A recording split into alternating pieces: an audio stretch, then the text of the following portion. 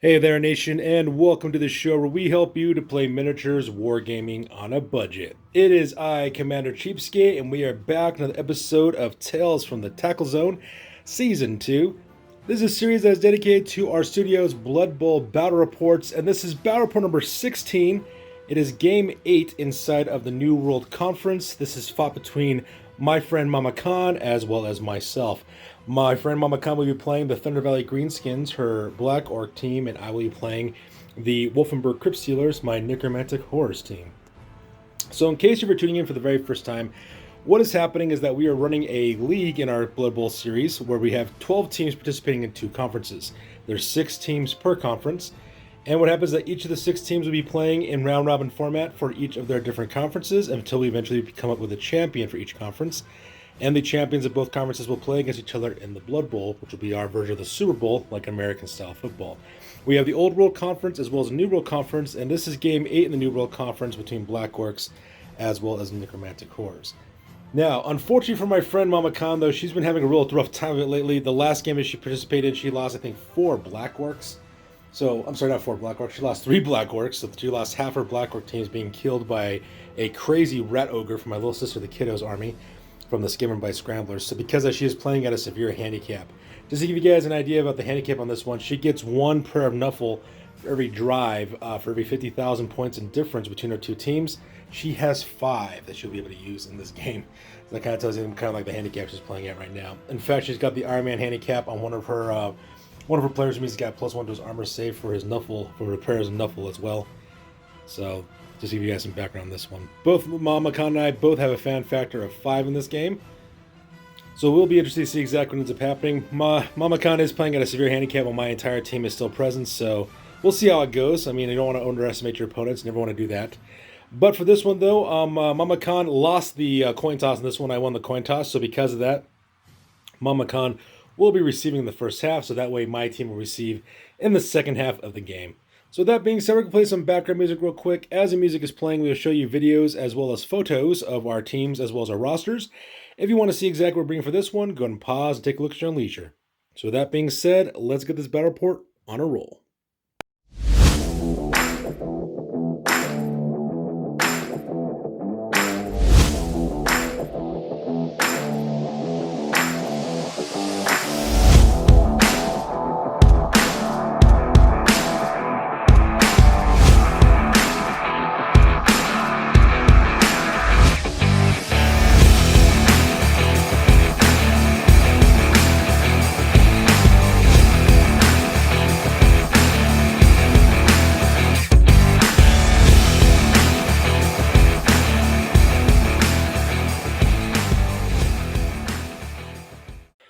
All right, so we're back for the first half with the kickoff. Eventually, the ball did land directly over here, kind of in the middle of the top wide zone for my friend Mama Khan on that one, so that's where it's located at. At the same time, the kickoff event was open snap, which means that D3 plus 3 players on the receiving team can move 1 square over. My friend Mama Khan rolled a 1 on that one, so she only got 4 players. So as you can see, 4 of her goblins, these 2 back here, this one as well as this one, they all moved 1 square closer towards the ball, so that way they can start making their drive forward. And that pretty much makes up the kickoff on this one. So with the kickoff over with, we go directly to the top of turn number 1 for the Thundervalley Greenskins. All right, so that takes directly to the top of turn number 1 for the Thundervalley Greenskins, and touchdown number 1 for the Thundervalley Greenskins within turn 1, no less. It was absolutely amazing to actually see that happen. So let's go and talk about what ended up happening. So, first of all, my friend Mama Khan activated player number 11. His name is Golka is his name. Golka ran his maximum allowance in order to pick up the ball, managed to pick it up no problem, and then went for it twice, passing his test both times to get within a short pass distance to player number 7, Varak. So Varak, of course, throws the ball, makes a completion, earns himself an additional star player point as well. Now from there, we do have the trained told Slotnit Rat Gouger, the trained troll. He then takes the character, actually throws him, and he does a throw teammate action, lands a perfect 6 on that one, so that part was absolutely insane. Lands him right here, just 1 square away from my player number 9, that is Urban Draco. So because he makes a successful landing, and he scatters right over here in this box right over here, so he's a little catty corner there. So from there, he then makes a movement, makes his maximum allowance to stop 1 spot short of the end zone. Decides to rush it, rolls a 1 for that, but that was okay though because Mama Khan burned up one of her rerolls. So he gets to re-roll it, and he makes it all the way to the end with a touchdown number 1 for Mama Khan. So maybe her luck is turning around. That part is pretty epic as well. So turn 1 touchdown on our very first one of our game, which is absolutely insane in our campaign. So that being said, ladies and gentlemen, we'll be right back real quick to re-rack for the kickoff, and then we'll continue on the game here in a second. All right, so now we're back for the kickoff event. As you can see, Mama Khan has lined up her team. Same thing with mine as well for the offense. In the end, the ball did bounce over here directly to the wide zone next to my ghoul runner, which is actually kind of nice. On the kickoff event on this one, it ended up being what was called brilliant coaching. So because we both rolled a d6, adding any assistant coaches that we have, neither of us have any assistant coaches, but Mama Khan did roll the win off. So because that, she does have one additional reroll that she has to use by the end of the drive. At the same time, she has 4 more prayers on Nuffle left, and the one that she rolled for this one is called Necessary Violence, which means that she'll earn 3 star player points for any casualty she causes in this game, as opposed to normal 2 on that one. So with the kickoff event over with, we go directly to the top of turn number 1 for my team, the Wolfenburg Crypt-Stealers. So we go directly to the end of turn number 1, and pretty eventful a turn for me. As you can see, I pretty much just went on the offensive on this one. I just swarmed across the line of scrimmage just because, unfortunately, my friend Mama Khan just doesn't have enough guys to stop most of my people. So because I did shove most of them back off the line of scrimmage, which is kind of nice. Also marked a bunch of her goblin players up here with my team. The same thing over here. The most impressive thing that took place, however, was player number 10, Emmett the Man, my werewolf, did a berserker attack with his fury, pushing back these 2 players back to squares with 2 sets of pushes. So basically opens up this entire wide zone. I then had my ghoul player number 3, Isidore von Drachenfell. He actually moves up, grabs the ball. Unfortunately, for the first time, actually, I failed it. So because I did have to burn one of my rerolls in order to do so, so I only got 2 rerolls left, but that's perfectly fine. And so because I then rushed up forward, stopping right about here with my maximum mood allowance. And that pretty much makes up turn number 1 for my team, the Wolfenburg Crypt-Stealers. So that being said, we go directly to the bottom of turn number 2. Start at turn number 2 for my friend Mama Khan and the Thundervalley Greenskins. Alright, so that takes us directly to the top of turn number 2 for my friend Mama Khan. As you can see, kind of mediocre kind of round for her. Unfortunately, she just doesn't have the mass to really exploit a lot of things. What she decided to do, though, is stab a lot of her people for the most part. Did some couple of pushes back on my guys, like my werewolf up here. Caused a chain push up there as well. Also pushed one of my zombies out of the way, so that way they could open up this area to go after my ghouls. So now I'm really worried because if this guy does a blitz action, player number 1, Grogfist, Shadowfang, that Blacker could easily blitz my ghouls, so that would be all kinds of horrible. At the same time, we also have a goblin over here ready to go, as well as this goblin over here trying to intercept me as well. So that pretty much makes up the turn for that one. So with turn number 2 over with for Mama Khan, we go directly to the bottom of the turn for my team, the Wolfenburg Crypt-Stealers. Alright, so that takes directly to the bottom of turn number 2 for the Wolfenburg Crypt-Stealers. As you can see, quite a bit of dramatic movement have taken place over here. As you can see, I managed to put one of the goblins directly into the knockout box. So player number 10, Emmett the Mad, managed to put goblin player number 10, Burnak, managed to put a knockout on him. So because he'll need to wait until the end of the drive to see if he'll actually come back into the game as well. At the same time, I also swooped my goblin over, my ghoul, player number 3, Isidore von Drachenfell, making him move up his maximum allowance over here. Meanwhile, over here on the top, my wide zone, my werewolf over here, Urban Draco, managed to push back this goblin near the sideline, opening up this avenue approach, allowing my ghoul to slip through. At the same time, I also marked this goblin as well by pushing him back with some of my zombies. But probably the most dramatic move took place with my player number 1, zombie player number 1, Valdemir. He's my team captain. Managed to put player number 4, Grimgud, the Arted, managed to knock him down with the power result, also penetrate his armor and made him into a casualty as well. Rolled a 6 on the d16, so he is badly hurt, so he will not be participating for the rest of the game. However, he will make a full recovery at the end of it, and just like that, took off another player from Mama Khan's team, and it's pretty brutal because he's already playing with a severe handicap as it is. So with that being said, we go directly to the top of turn number 3 for my friend Mama Khan. Alright, so that takes directly to the top of turn number 3 for my friend Mama Khan. As you can see, it's a pretty short-lived turn. What she decided to use was one of her goblins. I believe that guy's name is Varak is his name. Varak does an agility test, escape out of the tackle zone from my zombie player, and then does a blitz action directly into Isidore von Drachenfell.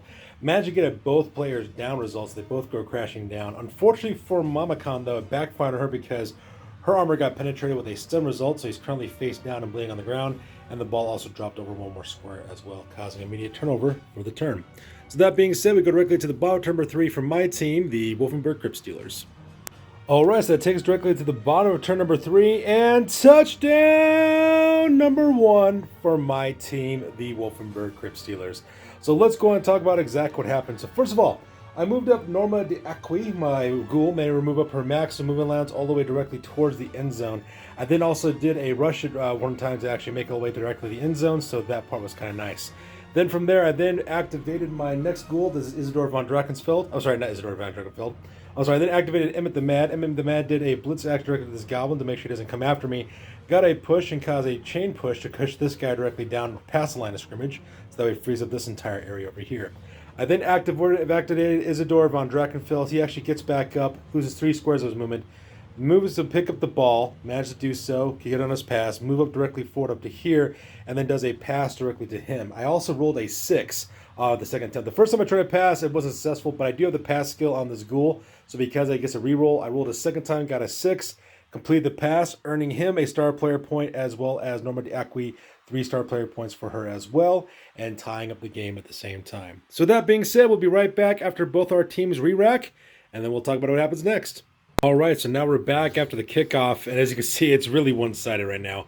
Mama Khan's got 7 players on our team, while I got 11, so it's pretty rough for her right now. But anyways, going on with the ball did manage to bounce over here directly 2 squares away from this goblin over here, so pretty good area for her to actually get that ball into play.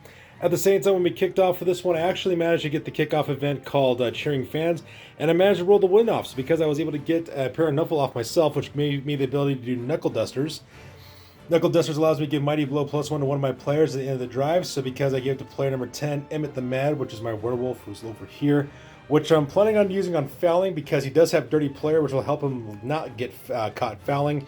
So I'm really looking forward to using that ability as well as causing some harm to Mama Khan's players. So with that being said, we go directly to the top of turn number 4 and we go with Mama Khan on this one. All right, so we go directly to the top of turn number 4 for my friend Mama Khan, and touchdown number 2. As you can see, they went for a throwing goblin move again, once again doing this one. So because of that, let's talk about what ended up happening. So first of all, player number 11, his name is Golka. Golka moves up to grab the ball and then moves up his maximum allowance and then actually rushes for it twice. Managed to pass a short pass over directly to player number 7, which is this character over here. His name is Varak. Managed to do a perfect completion on that one. So because of that, also earned himself 2 star player points as well because of that Paradenophilin effect.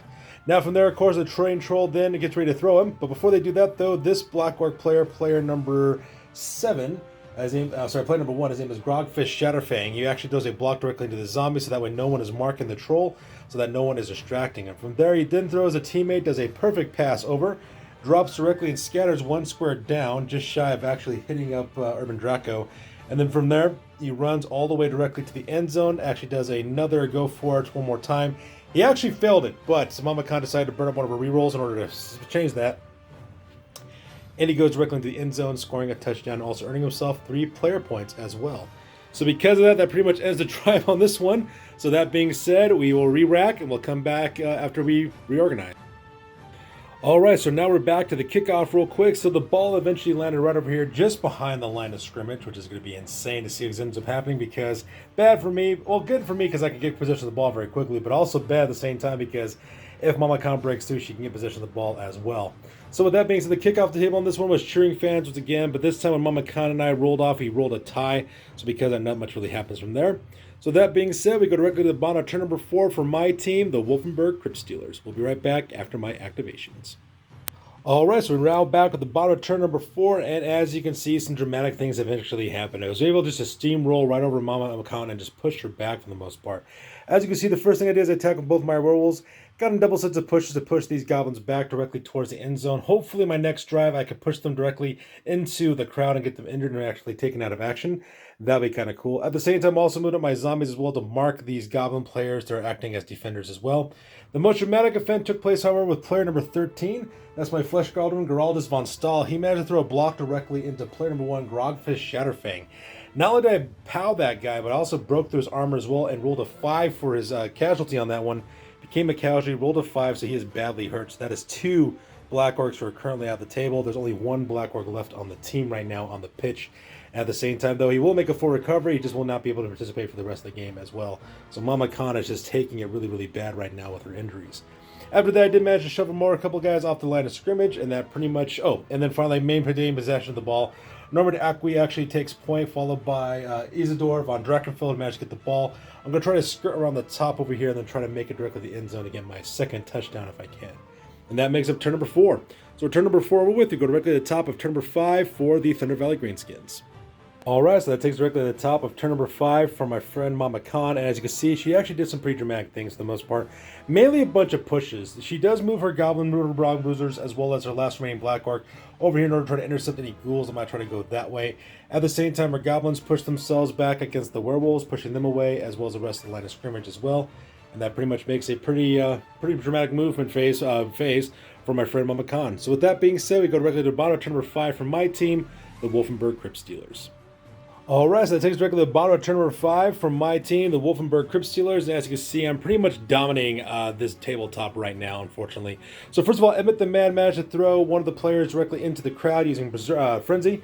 So because I got a knockout result over there. Same thing happened over here with Draco, Urban Draco. He did exactly the same thing, pushing him into the crowd, who also got a knockout result as well.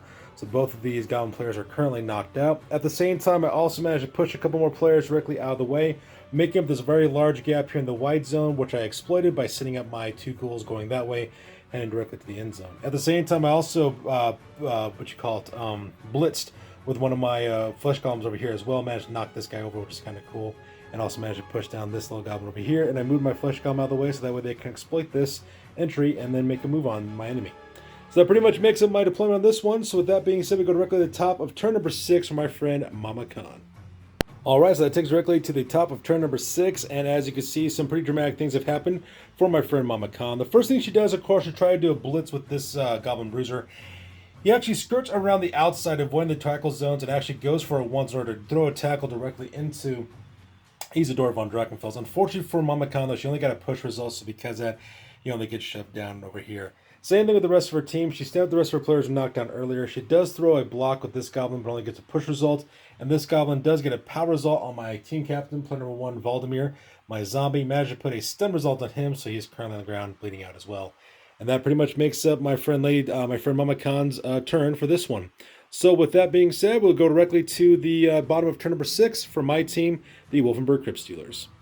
So that takes directly to the bottom of turn number 6, and touchdown number 2 for my team, the Wolfenburg Crypt-Stealers. So let's go and talk about exactly what ended up happening. So first of all, I committed a foul. First of all, I had my guys over here swarm around player number X, Slothnet Rutgouger, the trained troll, and then I had Emmett the Mad, my werewolf, do a blitz action directly into him. Managed to get a power result as well, immediately followed by a foul.